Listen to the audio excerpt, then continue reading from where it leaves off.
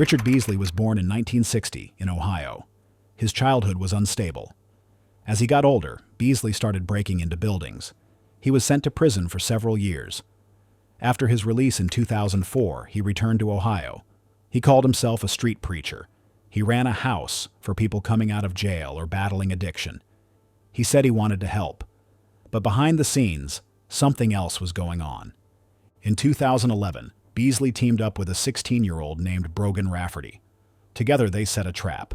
They posted fake job ads on Craigslist. The ad offered $300 a week and a place to live. The job? Watching over a farm in southeast Ohio.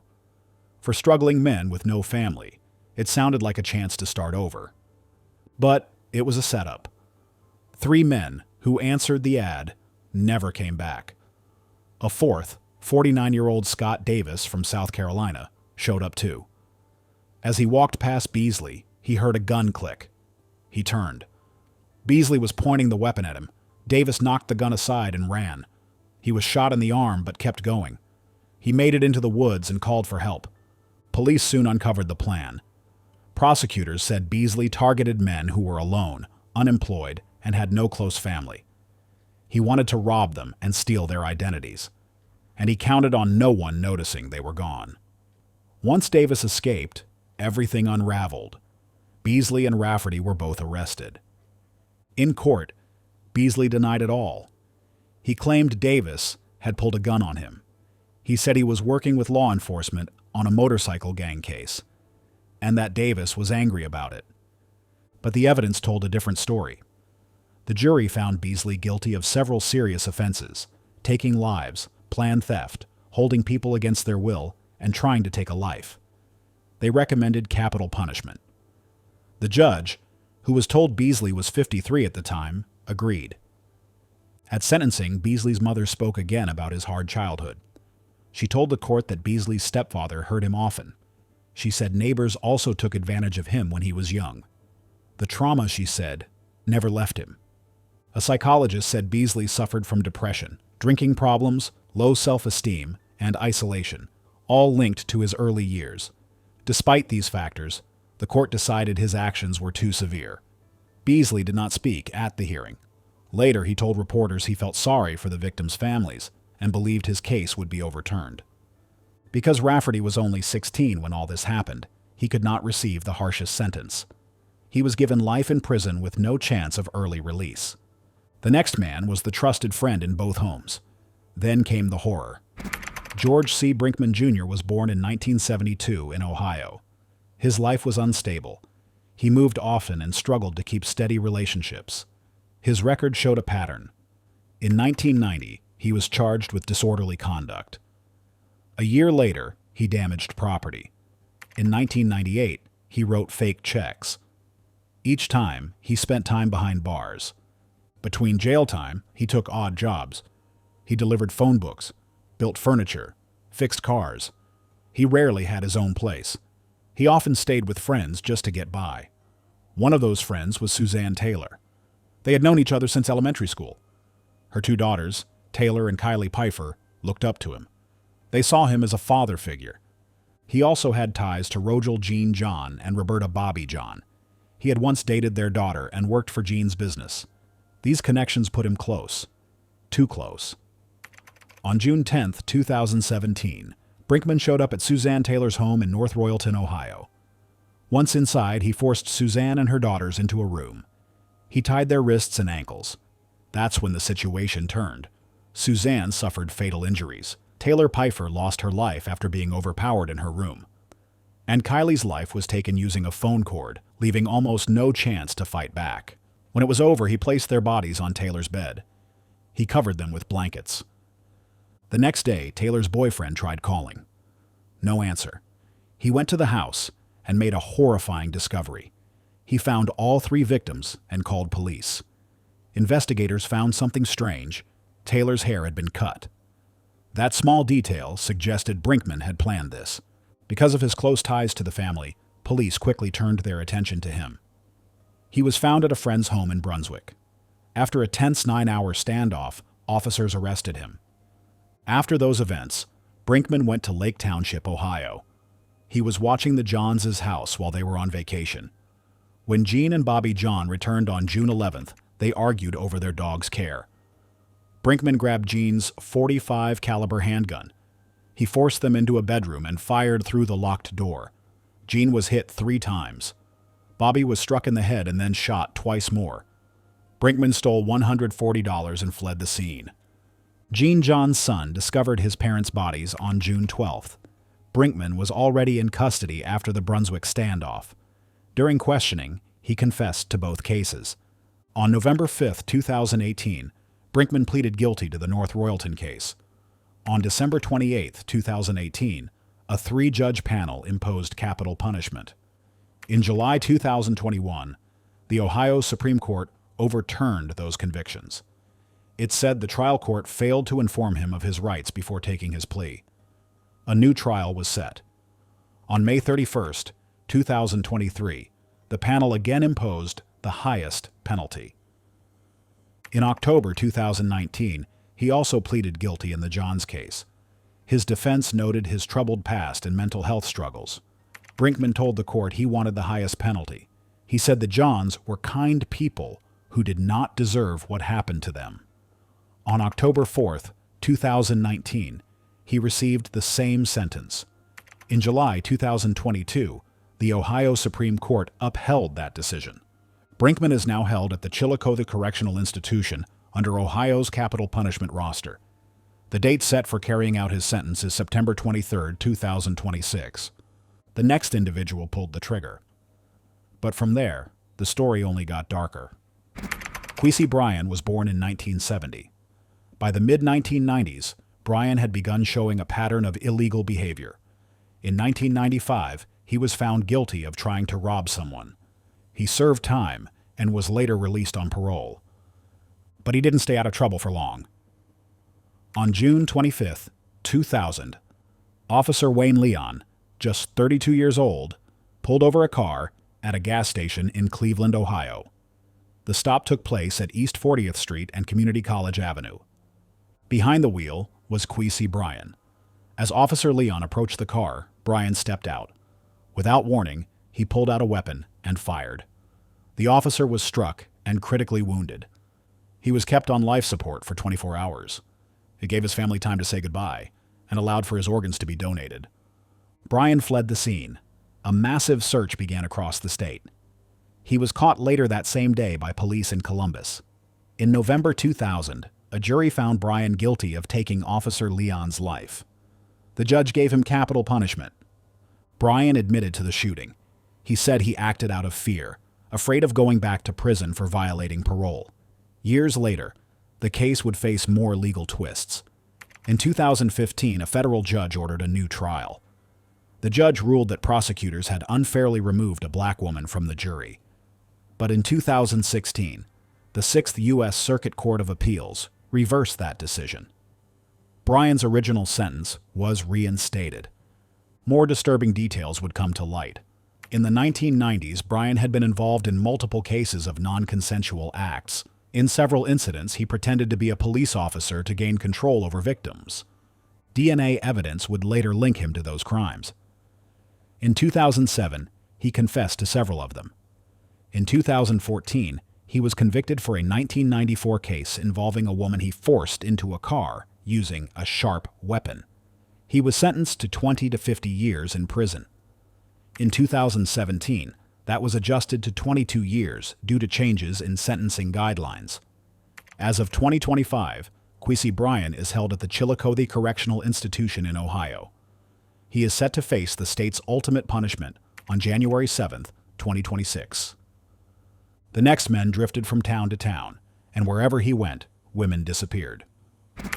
Shawn Michael Great was born in 1976 in Marion, Ohio. His parents were Terry Great and Teresa McFarland. As a young boy, life seemed normal. He played football and softball in the yard. He spent time with kids in the neighborhood. But school was difficult. He had to repeat both kindergarten and first grade. Even so, people saw him as polite, charming, especially with girls. Then, things began to shift. Just 2 days before his 6th birthday, his parents separated. When he was 11, his mother left Ohio to live with another man. She moved to Kentucky. Shawn stayed behind with his father. Later, he enrolled at River Valley High School. He was a talented baseball player. Coaches had high hopes. But then he broke his arm. Doctors ran tests and found a tumor. Surgery followed. His playing days were over. As he grew older, things took a darker turn.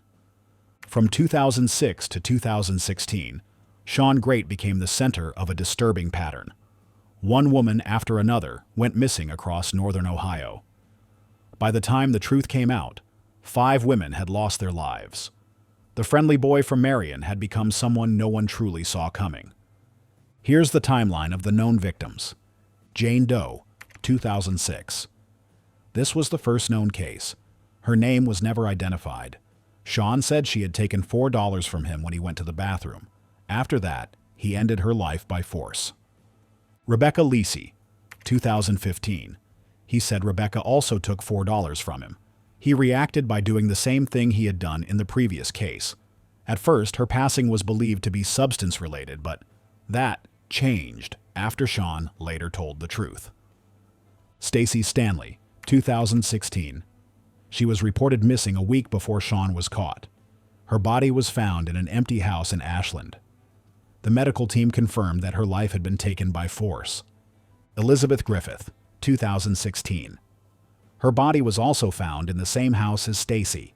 She had been missing for about a month. She passed the same way. Candace Cunningham, 2016. Shawn led police to where her remains were. It was in Richland County, behind a house that had been destroyed in a fire. He said she had become a problem, and he admitted to ending her life in June 2016. Her identity was confirmed on November 1st of that year. Shawn's reasons appeared to come from his personal frustrations and some twisted ideas about what people did or didn't deserve. In letters to the media, he said that some of the women had already lost their minds because of what he saw as government interference. He believed they were no longer the same people mentally. He also mentioned getting a food card worth $197 and felt upset that others were given more, like $700. He said no one encouraged him. On September 13, 2016, a woman who had been trapped by Shawn managed to escape. She called 911 from the same empty house where 2 of the victims were found. That call helped the police find Stacy Stanley and Elizabeth Griffith. Shawn was arrested soon after. He admitted to what happened to Stacy, Elizabeth, Candace, Rebecca, and the unknown woman from 2006. He also said he had held another woman against her will and had forced her into unwanted situations.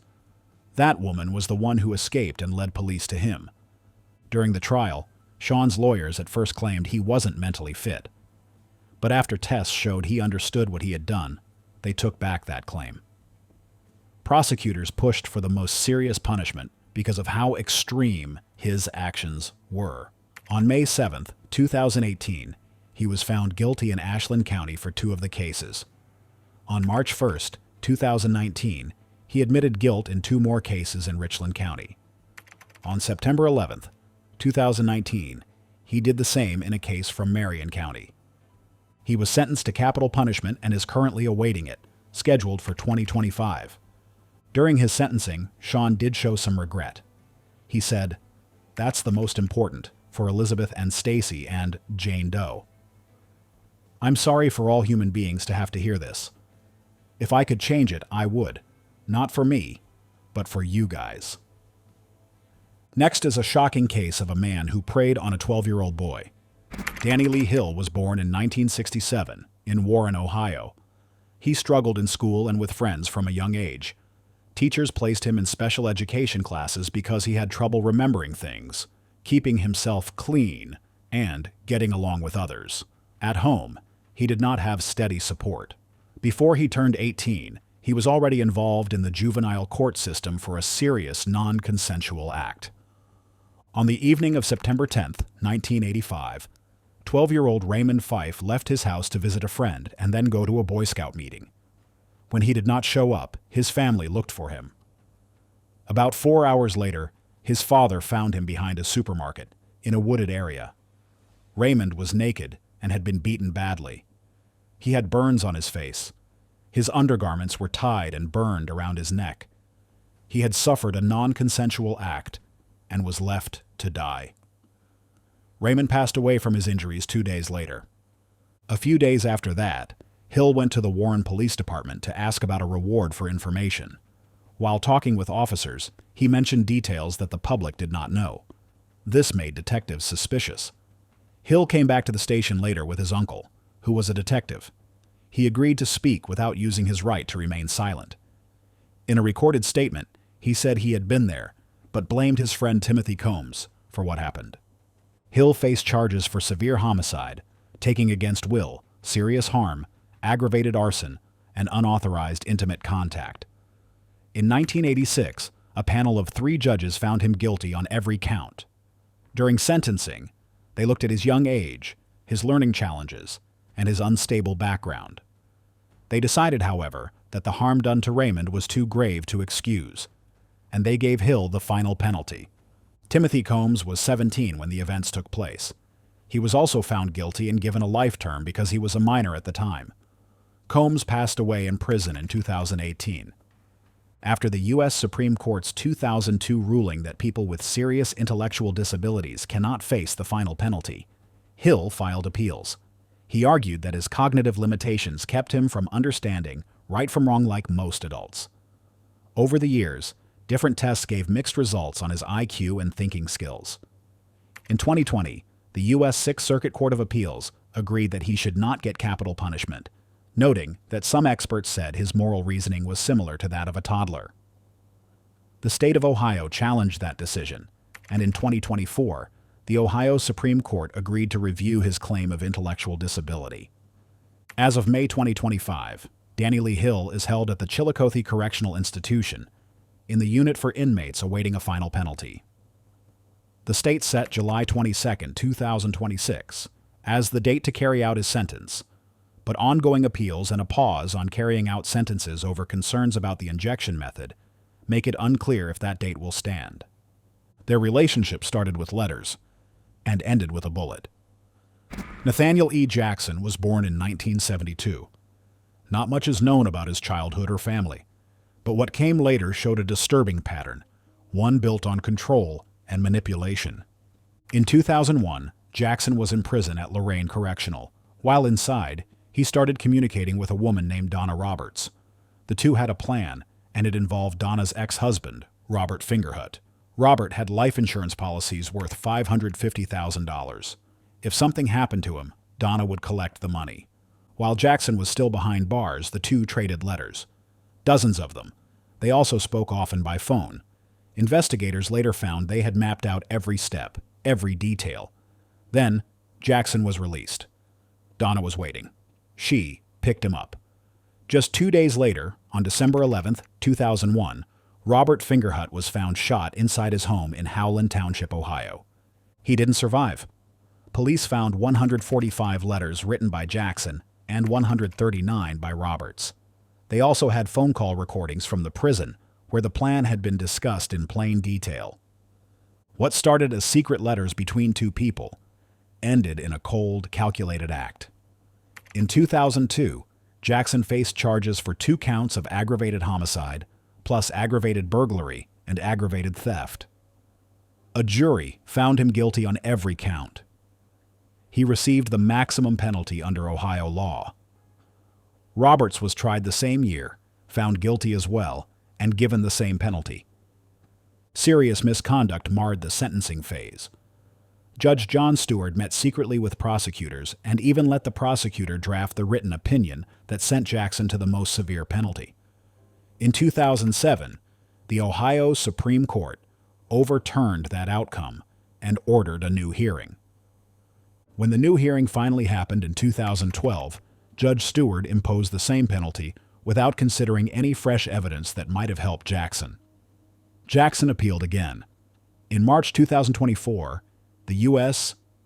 Sixth Circuit Court of Appeals ruled that his 2012 hearing was unfair. The court pointed to clear bias by the judge and the exclusion of evidence that could have reduced Jackson's penalty. The Sixth Circuit vacated Jackson's most severe penalty and gave the state 180 days to hold a new sentencing hearing. As of May 2025, Jackson remains at Ross Correctional Institution. If the state does not hold his new hearing by late November 2025, his sentence will automatically convert to life in prison. The next man was released early from prison, and 5 women never made it home. Anthony Wayne Kirkland was born in 1968 in Cincinnati, Ohio. His mother, Carol Yvonne Kirkland, was 17 and unmarried when he arrived. His birth certificate named Georgia Palmore as his father. When Anthony turned 18, his mother married Clarence Spencer. Later, his defense team said he endured both physical and mental mistreatment as a child. On May 20, 1987, at age 18, Kirkland took the life of his girlfriend, Leola Douglas. She had said no to intimacy. He forced himself on her, put his hand around her neck until she passed out, then set her body on fire to hide what he'd done. He pleaded guilty to voluntary manslaughter and received a prison term of 10 to 25 years. While in prison, Kirkland earned a GED and an associate degree. He also broke prison rules many times. Between 1998 and 2003, he spent 21 stints in isolation. Parole boards denied him release at first, but in 2004, the Ohio Supreme Court ordered that he be freed after 16 years behind bars. After he got out, 4 more people lost their lives to his actions. Casonia, Cherie, Crawford, 14. On May 4, 2006, Casonia left her grandmother's house late at night. The next day, workers found her burned remains under old tires and trash at a dead-end road. Investigators concluded her air supply had been cut off and was then set on fire.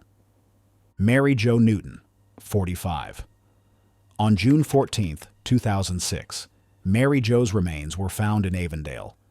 She too had been overpowered, and her body was later set on fire. Evidence suggested the fire started with lighter fluid, or paint, thinner. Kimya Rollison, Yermi Besh. In December 2006, Kimya vanished after returning to Cincinnati from California. A year later, hikers discovered her burned and scattered remains in the woods. Kimya had struggled with addiction and was trying to rebuild her life.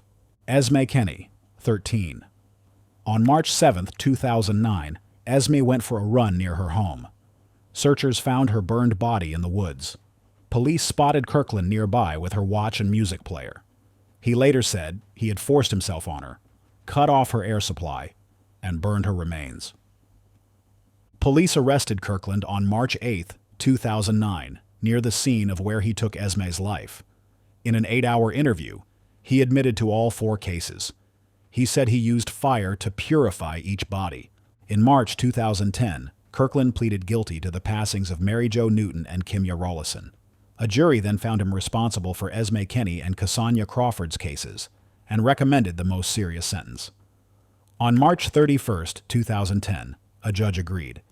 But in 2014, the Ohio Supreme Court ruled that prosecutors had crossed a line in their closing statements. That decision led to a new hearing on his punishment. In 2018, a resentencing trial again imposed the most serious penalty for Esme and Casonia's cases, plus lifelong terms for Mary Jo and Kimya. At that hearing, Kirkland's defense called Dr. Joseph Wu, who shared results of brain scans showing severe neglect and head injuries from ages 6 to 14.